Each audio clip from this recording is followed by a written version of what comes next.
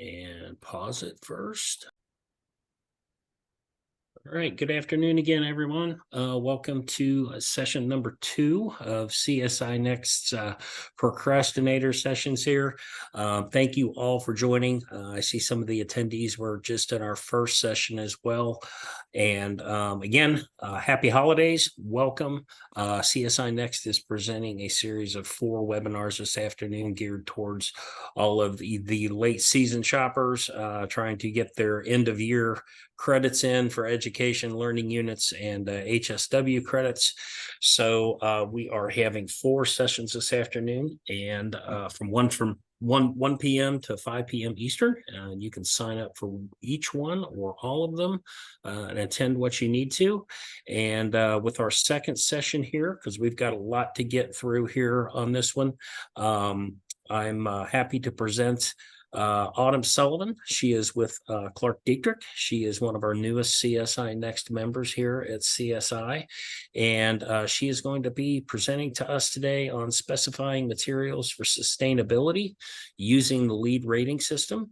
So I will get this turned over to Autumn here, and she can tell us a little bit about herself and start to take us through her topic. If you have any questions during the session, please type them into the Q&A box and we will get to them as soon as we can. And at the end of this session, you will receive a link for a post-webinar survey. You can put your information in there as far as needing certificates and such. We'll get that downloaded over to Autumn and she can get everything entered for folks to receive their attendance certificates. So with that, I will turn it over to Autumn and away we go.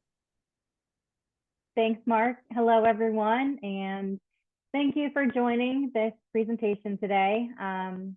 Many of you might need your last-minute credit. I still need my last-minute Christmas shopping gift, so I think we're all the same mindset here today.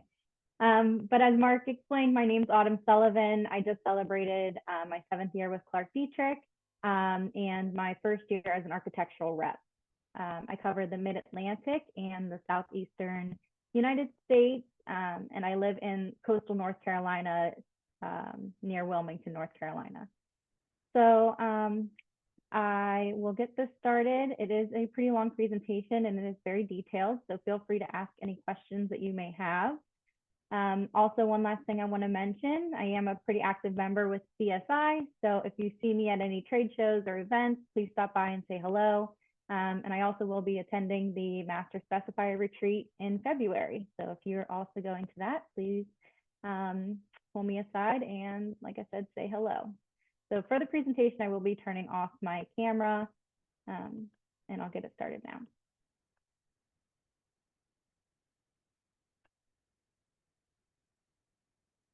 Okay. Now, I do want to point out that I actually found this out today. Any credits that are posted to AIA will still go through by the end of the year. So if you do take a course on, December 31st, as long as it's submitted to AIA, you'll still get your credit. Now, this course is good for 1 HSW learning unit, also a GBCI credit. So if you need that, as Mark mentioned, please put that in the survey and we'll make sure that you get submitted for both credits. Here is our approved promotional statement saying that Clark Dietrich is a registered provider with AIA. And this is a virtual course. Like I said, it's good for 1 learning unit for GBCI or HSW. And this presentation is protected by US and international copyright laws. However, as I mentioned, this course is very detailed. So if you have any questions, feel free to reach out to me. I can also send you a PDF of this course. So getting right into it, let's look at some of our learning objectives. We're going to talk about the facts and history behind sustainability. Then we're going to talk about the importance of product transparency. Specifically, we'll talk about what an EPD is and what an HPD is. And then we'll look at some of the changes that were made to the materials and resources credit for the new LEED V4.1 building design and construction with a focus on new construction. And lastly, we'll look at an overview of cold form steel framing applications and some of the benefits that you get when you're building with steel. So starting off with our facts and history, I always think this is pretty interesting to start with, but a 2,000 square foot home that is built with wood is going to require about 40 to 50 trees, which is going to be about 1 acre of deforestation. And if that same house was built with steel, it would be equivalent to about 4 recycled automobiles. So when you're sitting in that holiday traffic as you're getting your last minute gifts, kind of look to your right and left and think about that. It would only take 4 recycled vehicles to build a 2,000 square foot home. Also, for every ton of steel recycled, about 2,500 pounds of iron ore, 1,400 pounds of coal, and 120 pounds of limestone are conserved. Also, when you build with or buy steel or build with steel, you're always buying recycled. And about 80 million tons of steel scrap is recycled each year. That is more than paper, aluminum, glass, and plastic combined. Last thing is that steel products can be recycled repeatedly without any loss of strength, which is also known as downcycling. About downcycling, we'll talk about an example with paper. So when paper is reprocessed, it loses some of that original quality. So a recycled writing paper also often ends up as something lower quality, such as cardboard, or it could be downcycled 4 or 5 times into maybe tissue paper that you're using for your gift. But like I mentioned before, steel can be recycled unlimited times, and it can always be recycled back into building materials. So one thing to keep in mind is that steel framing members are more than just a finished good. And when you're comparing products, it's important to understand what it's made from, how it's made, and where it comes from. So here is an example of steel stud production, beginning with raw materials that go into one of 2 types of furnaces. So you see here, there's the basic oxygen furnace and the more popular electric arc furnace. From there, it's made into semi-finished products like slabs, and then those slabs are then hot rolled into coils. They would then go through a finishing operation such as cold rolling, and the cold rolled coils are then sent to the manufacturers to be split into smaller coils and then formed into the products like stud, track, channel, etc. Now let's talk about sustainability and why owners want to be sustainable. So a couple of things can play into fact here. They could want a better corporate identity. They need to meet a certain building code. They want to meet financial or legal requirements. They might want to get that potential additional lease income or lower building operating costs, or maybe they just want to offer healthier indoor spaces. So organizations like USGBC can help attain that vision. They are the nonprofit organization that develops the rating system, reference guides, and the educational programs to promote sustainability within the built environment. And then you have GBCI, which is the premier organization for independently recognizing excellence in green building industry, performance, and practice globally through third-party verification services. Talking about LEED, LEED stands for Leadership in Energy and Environmental Design, and is the world's most widely used green building rating system in the world. So it's available for virtually all building types, and LEED certification is going to provide the framework for a healthy, highly efficient, and cost-saving green buildings. And those are going to offer environmental, social, and government benefits. Now, LEED certification is based on 100 points, and as you can see here, 40 to 49 points will get you certified, 50 to 59 points will get you silver, 60 to 79 points will obtain gold, and 80 points and above will get you a platinum certification. Looking a little bit at the history of LEED, USGBC was founded in 1993, and then we jumped to 2013 when LEED V4 was established. In 2019, they came out with LEED V4.1, which is what we're going to focus on today.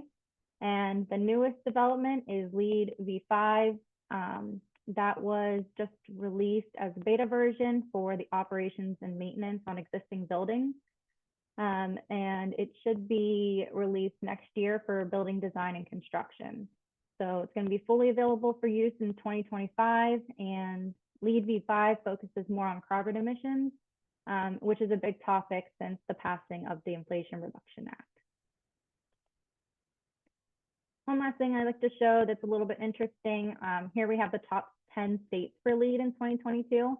So just looking at this chart might kind of spark some interest to show maybe where you're located at or what projects you are designing and what states you're designing in. So Massachusetts would be ranked as number 1, Illinois number 2, New York number 3. DC is also up there, but since they're not a state, they're not actually on the list.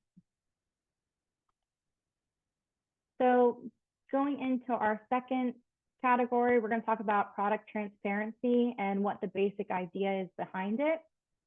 So LEED doesn't want to tell customers what products to use. They basically want to just make it easier for the consumer to make an informed decision about what products to choose. In LEED v4, the main drivers were the life cycle assessment, the EPD, which is the environmental product declaration, and the HPD, which is the health product declaration. In general, both LEED v4 and 4.1 are going to be a more sophisticated look at materials as it relates to disclosure and transparency. So the two main things we're going to look at are the EPD and the HPD. An EPD is going to tell the life cycle of a product in a written report. It focuses on product environmental impacts, such as the raw material acquisition, energy use and efficiency, content of materials and chemical substances, as well as emissions to the air, soil, water, and waste generation. This also assists in helping consumers make the informed product selections. Two things go into an EPD. The first one is a product category rule known as a PCR. That's going to define the product and lay out the impacts that the manufacturer must share, as well as detailing how to measure those impacts. Looking at the life cycle assessment, that tells how the product is made and explains the environmental impacts and how it's measured. So in summary, the product category rule is going to tell you how to do the life cycle assessment, which then gets summarized into the EPD. One other thing I'd like to point out, kind of a new development, is how important of a role EPDs are making now. And the GSA just posted requirements for low embodied carbon based on what they say, kilograms of carbon dioxide equivalent per metric ton. And they have 3 different categories. So you might see they want in the top 20%, top 40%, or better than industry average. So any project seeking IRA funds have to pay attention to that. So we're going to look at the cradle to gate scope of a life cycle assessment. And this diagram is going to represent the full scope of the life cycle analysis, which is going to start at the cradle, which would be the iron ore mine. And it's going to stop at the manufacturer's front door, which is known as the gate. So all of the inputs and outputs going in and out of these system boundaries are measured and analyzed. Some of the inputs would be the steel coils, packaging, electricity, gas, water, lubricants, etc. And the outputs are going to include the cold form framing, lubricants, banding, and waste byproducts. So typically, rule formers only have access to the data for their system boundaries, and that's why most manufacturers need to use a consultant because they have to verify industry LCA data on the steel mills as well as the iron ore mine. Next, let's talk about the health product declaration, or known as the HPD. This is an open standard for reporting product ingredients and their associated health effects. The main goal is 100% disclosure of material content, identify, and health hazards. So this is not an assessment of risks that are associated with the actual use of the product. It only relates to the potential health impacts of the materials used in the final product. It also does not provide an assessment, label, or certification level of performance. It does not assist in comparisons with products that do not have an HPD. And ultimately, it does not tell a project team which product to use. So a manufacturer may include multiple products on a single HPD, and the products may meet the disclosure requirements, even if the manufacturer or the supply chain does not provide the identity of one or more ingredients due to things like a proprietary information claim. Now, HPDs must stay current and they have to be revised every 3 years. So take all that information and I'll make it much easy for you with a nice little analogy. I don't know who's done their Christmas baking or not yet, but this might help as well. We're going to think of an EPD as the nutritional facts label for food. So EPDs are going to include the good, such as protein levels, the bad, which might be all the extra sugar, and the ugly, which might be all that extra saturated fat. Whereas the health product declaration, or HPD, is going to be similar to an ingredients list. So this one's simple. It tells us what's in the material. If you have your peanut butter blossoms, you're going to need your flour, your sugar, your eggs, Hershey Kisses, things like that. So the big picture idea is that for construction products, an EPD is similar to a nutritional facts label, such as the energy content. And the HPD is going to be similar to an ingredients list or the physical composition of that product. So shown here is section 1 of an HPD, and I'll go through a couple of these terms in case you haven't seen them before. So the HPD offers 2 overall ways to organize and display the content inventory. You have basic and nested materials method, and both are LEED compliant.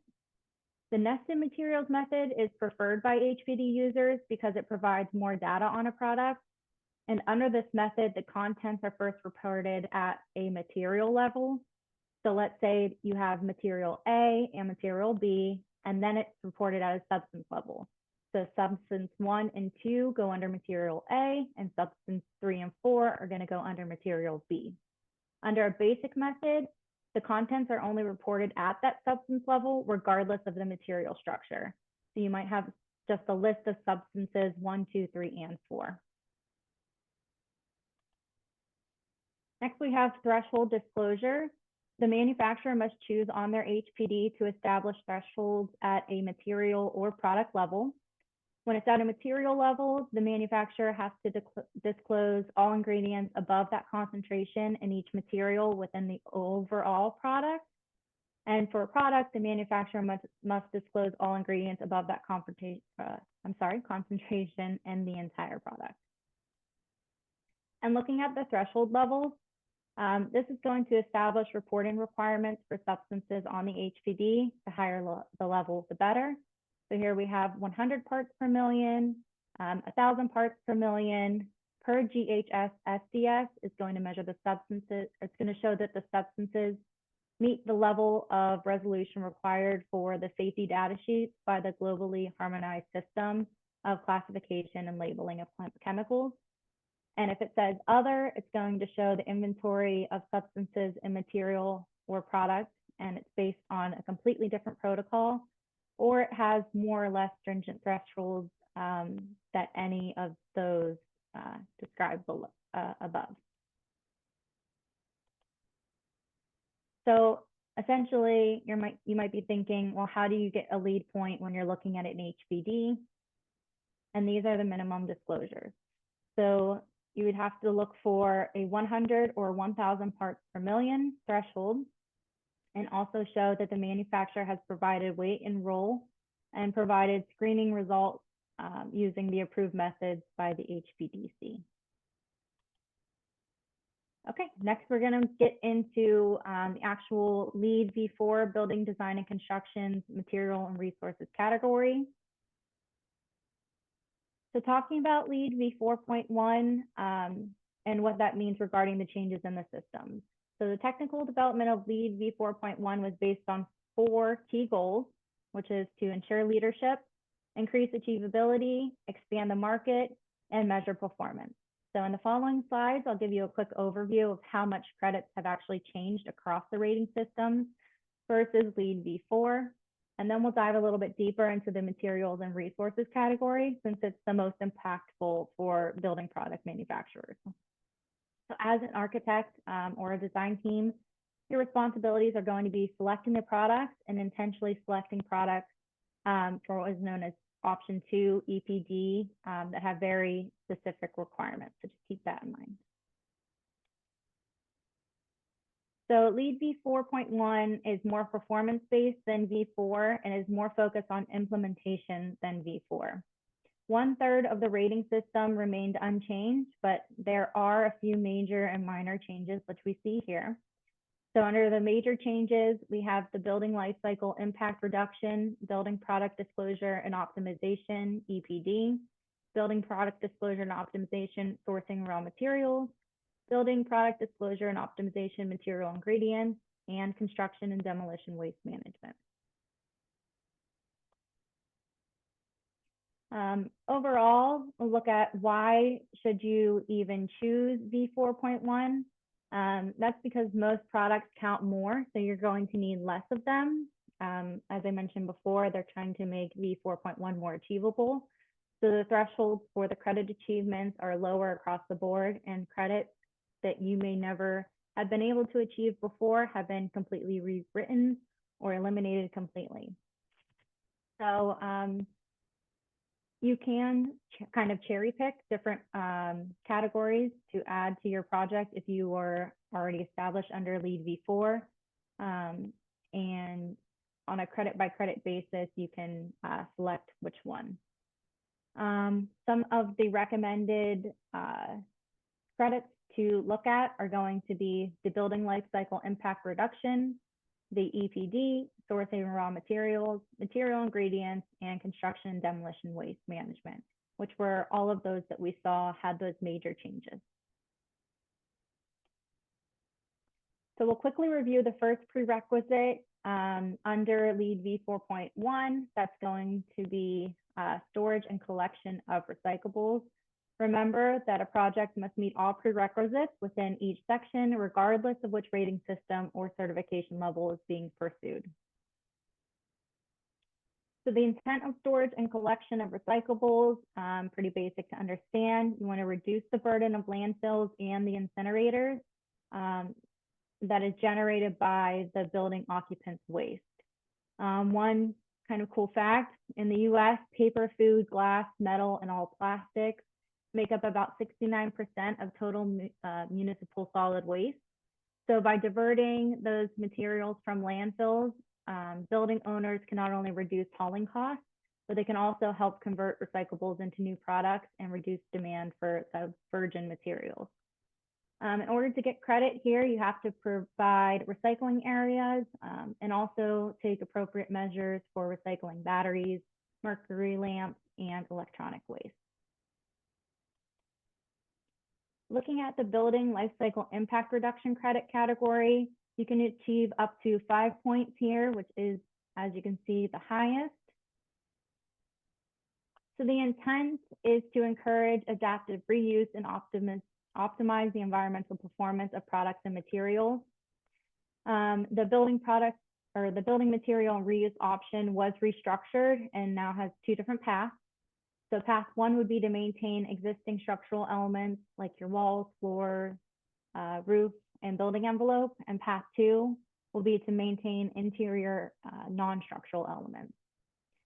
Now, option 2, the whole building life cycle assessment option has been restructured, and you can conduct a cradle to grave life cycle assessment of the project structure and enclosure and select 1 or more of 4 paths available. So that is how you can achieve up to 4 points there. Now, the new thresholds available for demonstrating increasing levels of life cycle impact reductions offer flexibility and have increased the likelihood of your project completing a whole building life cycle assessment.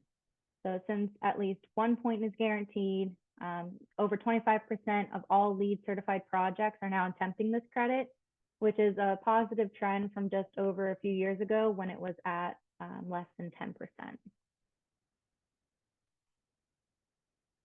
Looking at environmental product declarations, you can obtain up to 2 points here. The intent is to encourage the use of products that have life cycle information available and also have environmentally, economically, and socially preferable life cycle impacts.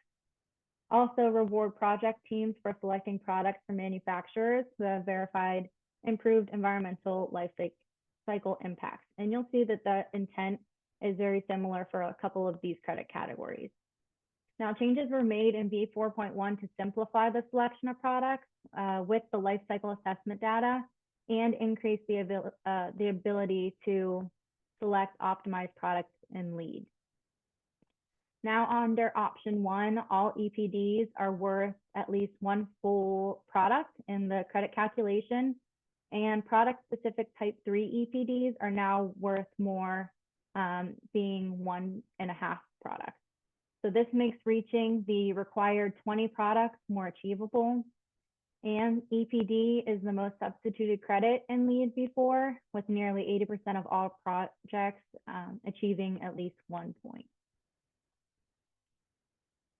Now looking at option 2, this would be the embodied carbon or LCA optimization. This is a new option. You have to use products that have compliant embodied carbon optimization report or action plan separated from the LCA or EPD. And you have to use at least 5 permanently installed products sourced from at least 3 different manufacturers. So this slide is going to show the USGBC approved table for the product valuation. Basically, this option 2 made it easier due to the threshold being 5 products rather than the 50% of the project cost it used to be. And you also can get extra credit with EPDs that show reduced embodied carbon. Looking at sourcing of raw materials, you can obtain up to 2 points here.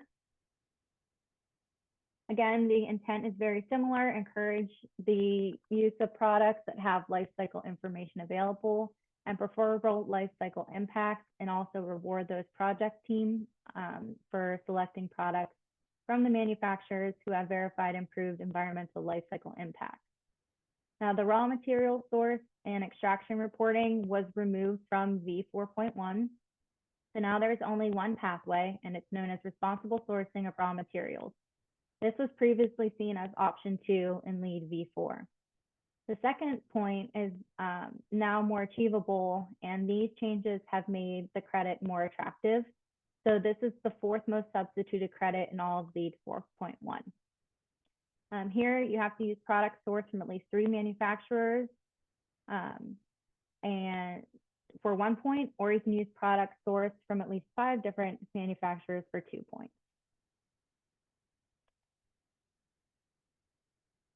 Looking at material ingredients, you can obtain up to 2 points for this one.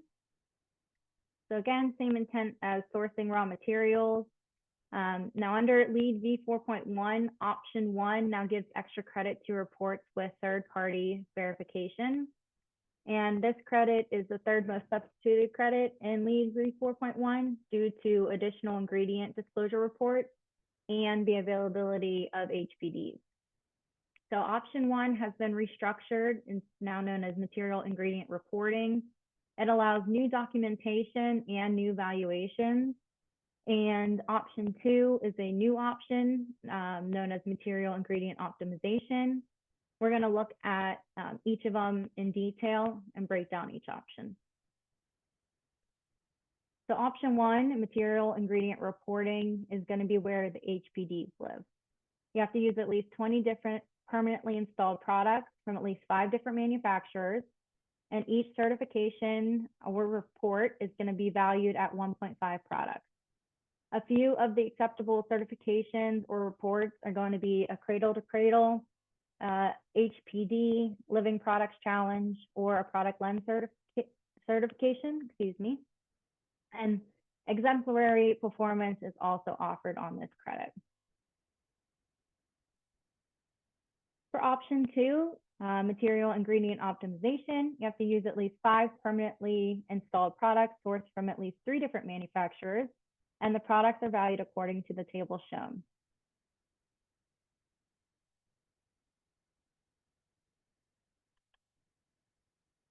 And we're going to quickly review the construction, demolition, waste management category. You can obtain up to 2 points here. The new point distribution in LEED V4.1 is going to prioritize waste reduction over waste diversion. So for projects that may not be available to achieve a diversion rate over 75% or can't track the separate material streams, upgrading to LEED V4.1 is going to be a better opportunity. So all options must include a construction and demolition waste management plan. Option 1 will be diversion, which is to divert at least 50% of the total construction and demolition materials from landfills and incineration facilities. You would earn 1 point for that. And again, no need to keep track of material streams. Option 2 would be for waste prevention, and that would be to generate either less than 15 pounds per square foot for 1 point, or to generate less than 10 pounds per square foot, and that would help you achieve 2 points. Next, we'll look at some of the cold form steel framing applications and benefits of building with steel. So looking at cold form steel framing, we can see that it has pretty high durability. It provides corrosion resistance, mold resistance, vermin resistance, and also dimensional stability.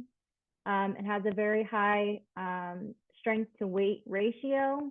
Actually, it is one of the highest strength to weight ratios of all commonly used construction materials. So when cold form steel sheet is formed into that C shape, like a stud, the bends actually act as stiffeners and increases the strength of the steel sheet dramatically, which provides a strength to weight ratio that's up to around 7 times greater than that of dimensional lumber.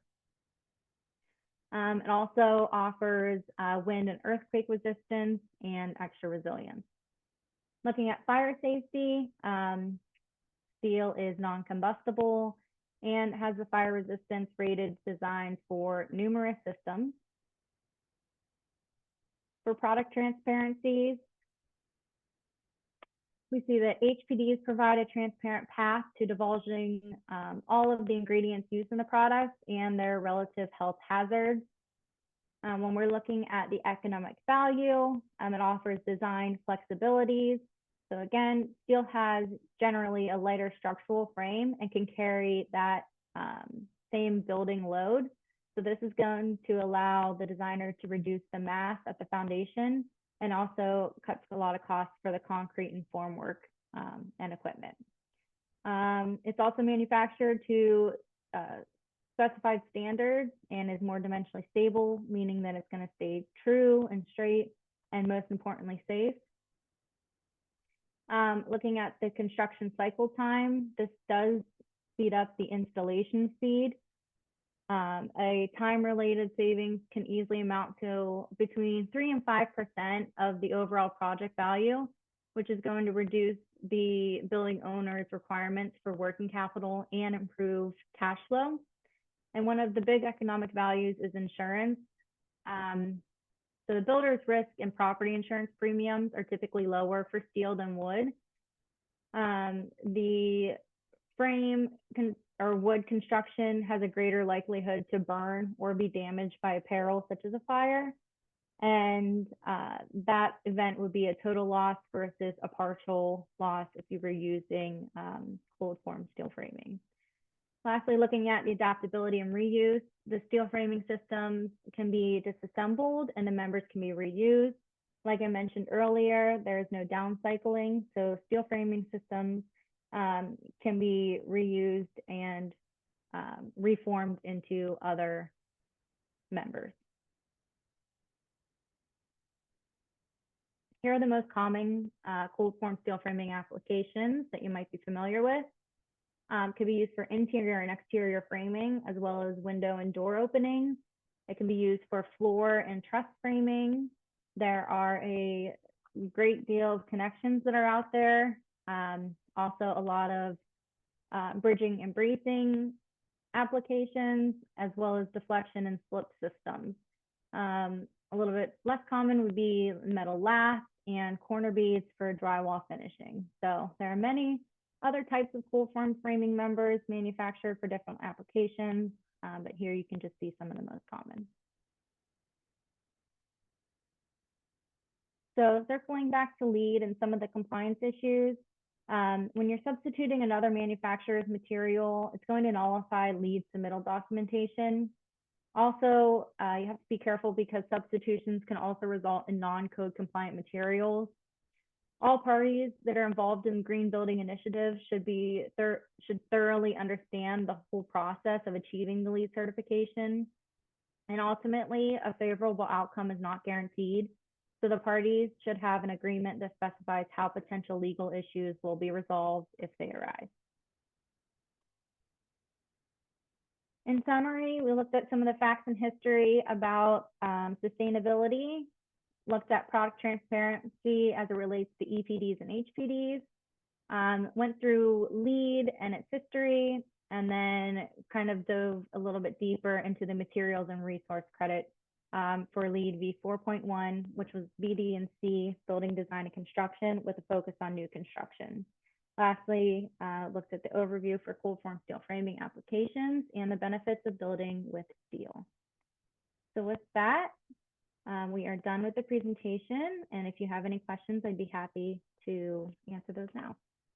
Well, thank you, Autumn. That's a lot to get through, and I know, being involved in a couple LEED projects myself the last few years, it is a very it's a very intensive process, and you have to make sure all I's are dotted, all T's are crossed, and it's like I said, it's a pretty intense process. We do have a couple questions here.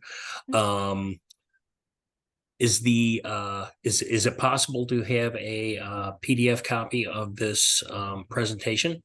Yes. And if so, do they just need to reach out to you at Clark Dietrich Direct?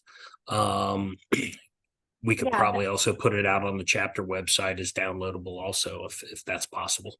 Okay, yeah. I would say to reach out to me. That way, if they have any further questions, they already have my contact. Okay.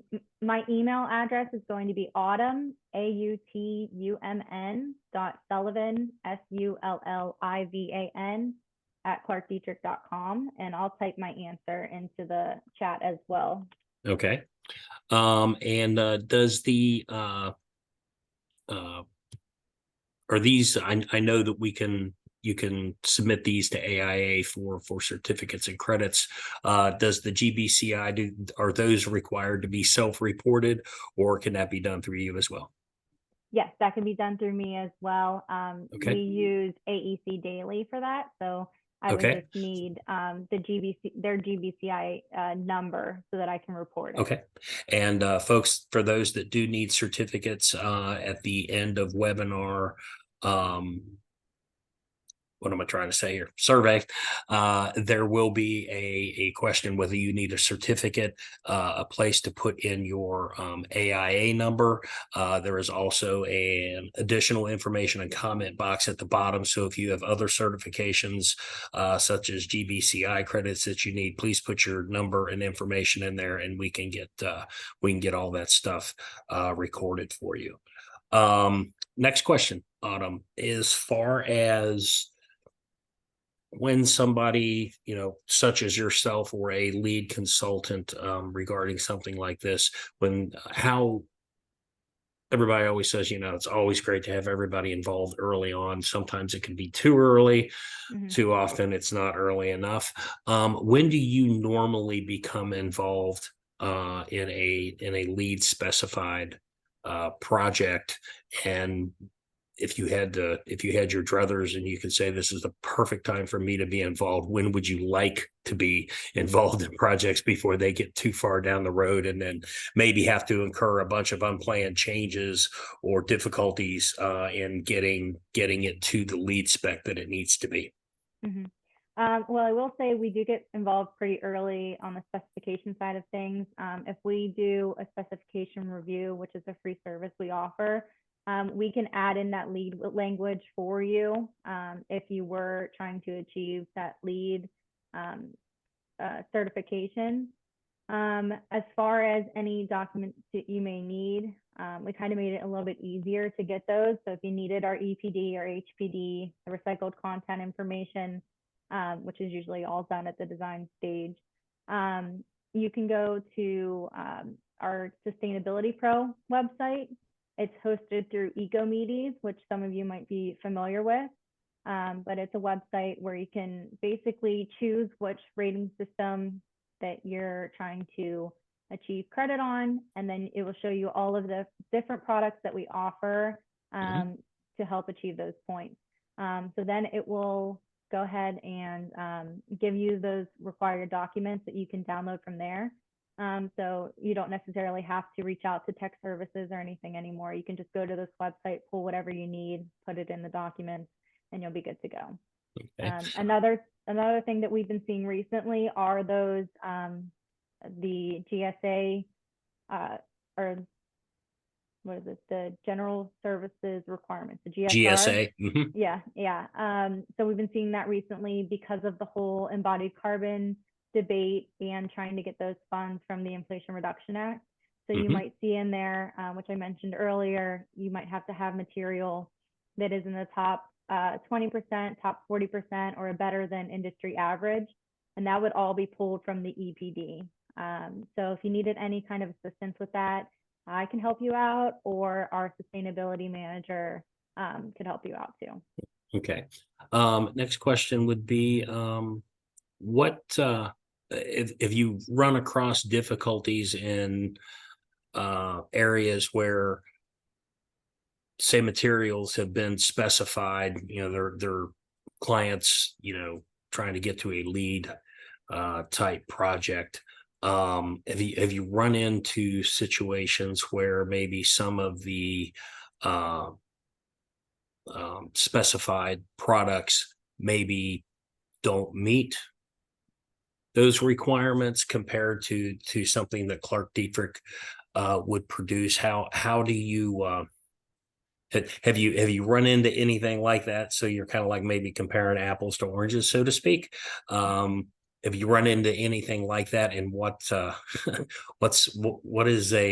been your experience in trying to convince the client otherwise that this what you have is the best option based on, again, not having apples to oranges? You're not looking at apples to apples. We're looking at 2 or 3 different things here, and if you don't do it this way, your lead, either points or qualification for this area is at risk. Because I see that in just specifications in general, where there's some product specs and some options, and they're not always apples to apples.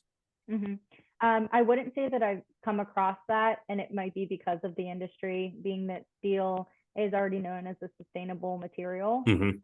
So you probably run into that if you were looking to change a building design from wood framing to steel framing, because the recycled content would be different. But ultimately it would come down to, the HPD and all those ingredients that may be in it and downstream, as well as the EPD and what kind of facility that it came from, what mill it came from. So it could either come from the basic oxygen furnace or the electric arc furnace. And any steel coming from the electric arc furnace is going to have a higher amount of recycled content because it's using more of the steel that's melted down, whereas the basic oxygen furnace is going to use more of the raw material to make that steel. So yeah, I hope that answered your question. Like I said, it doesn't really come up in our industry as much, being steel, right? Because it's already looked at as sustainable. What have you seen mainly as far as the category or the points on the lead projects? Where have you seen most of the lead points going? Are most people trying silver? Are they because I know I was involved in one a few years ago that was silver, and from a cost standpoint it made sense. But are people looking mainly at silver? Are they looking at gold? Are they looking at lower levels? Where have you seen what's been your experience with kind of like the distribution of projects, I guess? Yeah, so I always ask that when I give this kind of presentation to firms, just to see how often they deal with lead projects. And it's funny because most firms usually say, well, we wanted to start off with, lead platinum, but as we get down the road and budget gets cut and, time goes into play, it might kind of either not even get certified or, I think it just depends on the owner and how adamant they are on the project type and what they actually want to achieve. Okay. All right. And I think we got one last one here. Compared to when all of the lead stuff started, years ago, the process, I'm sure, to apply for a lead project and get reviewed and do the supporting documentation and all of that, I would like to think it's gotten a little smoother. What's been your experience? Has it been, I know first lead project I was involved in, a client, it was a very cumbersome process, probably because didn't have a whole lot of experienced people that had done that process before. So, there was live and learn, and lessons learned from that. And I know the next couple that they've done have gone a lot smoother. Has what kind of changes have they made in, I guess, the actual process and making it more user friendly and informative, that if you've seen any at all? Yeah, so I will just say the use of technology and being able to kind of pull the documents needed to submit for the certification has been a lot easier. There are numerous platforms now that offer assistance, as well as tons of consultants. I personally went to Greenbuild, which is USGBC's annual conference in DC. And while I was there networking, I probably ran into 20 different people that were consultants helping projects get certified. So that, along with lead making it easier to obtain the points, has made it easier to achieve these certifications. And I think that as time goes on, with more versions of lead, that they'll make it easier because they want people to choose sustainable materials, and it is better for the planet. So in order to get over these hurdles and these barriers, USGBC and GBCI are going to have to do something to, make it easier for everyone to want to do this. Yep. And as we always say, when in question, call your product rep, right? Okay. Folks, I think that's going to wrap us up just a few minutes early here. That will give me time to get ready for our third session coming up at 3:00. Autumn, again, thank you very much. I know when we talked the other day, this probably could have been about an hour and a half session. So thank you for cramming it down into 45 minutes for us. Folks, you will receive a survey here in probably just a few minutes. Please fill out the information if you need certificates. The form does only take the AIA certificate number. However, if you have other certificates in the bottom that you need credits for, please put the certificate information in the bottom of the form in the comment box down there, and we will get that all taken care of for you. If you have any general questions about CSINext in general, or have any problems with the survey link, please email us at info@csinext.org, and keep your eyes out on the horizon for our January chapter meeting coming up in January of 24 after the first of the new year. And again, Autumn, thank you very much. Everybody that attended, thank you, and happy holidays, happy New Year, safe travels, and see everyone next time. All right. Thanks, everyone. Thank you, Autumn.